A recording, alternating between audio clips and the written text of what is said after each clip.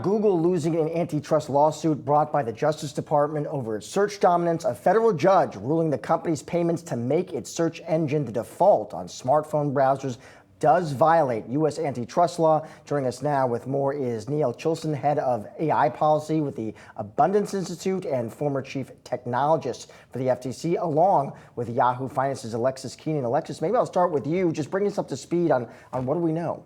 Right. So just a huge decision. I'm still parsing through it, so bear with me here. What the judge has found, and this is the judge in the district court in D.C., Judge Amit Mehta, he says that Google is a monopolist and that it acted to maintain its monopoly. That's a violation of Section 2 of the Sherman Act. And what the judge held is that there is a relevant market here. The place where he's saying Google is a monopolist, one, general search, right? When we go to google.com and we type in that field in general search. The other is general search text advertising. So Google's distribution agreements, that's what's underlying this case. Google enters into distribution agreements that really make Google's search platforms the default on mobile phones, on browsers, on places that touch the internet. So that's the foundation of this case. That's the trouble that the judge has with these exclusive agreements here. The judge said that Google also charges supra-competitive prices for its general search text ads.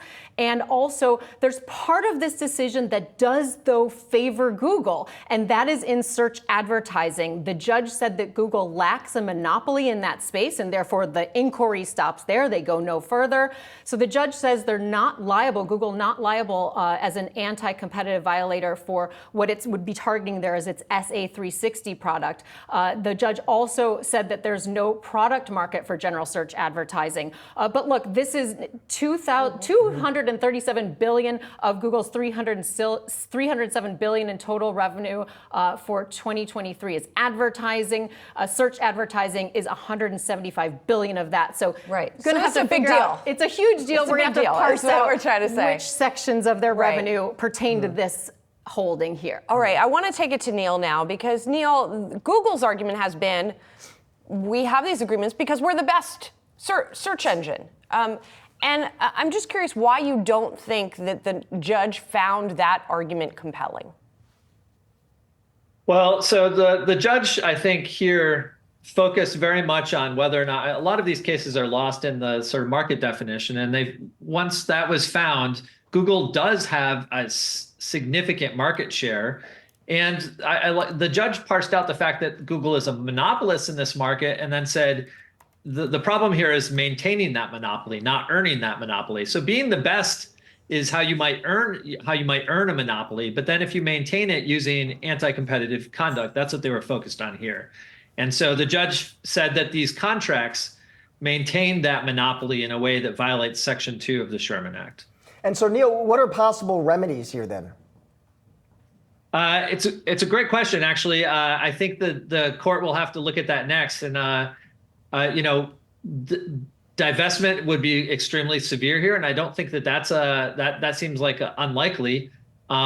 But probably it's more in the form of invalidating these distribution agreements and saying that Google can no longer pursue those types of things, which is an interesting problem because under these agreements, Google sometimes pays significant amounts of money to these platforms for a product that consumers might switch and choose as their default anyways. And so if Google is the best, a lot of those revenue streams could disappear to some of these, say, browser manufacturers or Android platform creators that they won't easily be able to replace through other streams of income. And Neil, I want to ask you about the changes that have happened in the past years since this case has been pending. Now we have AI-assisted search that is really changing the landscape of search. What do you think that will imply if we ever do get to a point where we are talking about remedies, barring appeals in all of this case? How does that change the possible fix here? I don't know if it changes the fix exactly, but if the judge takes that into context, we're at a time where general search, the market that's at most issue here, is under significant threat, not just from AI, but also from specialized search. So the most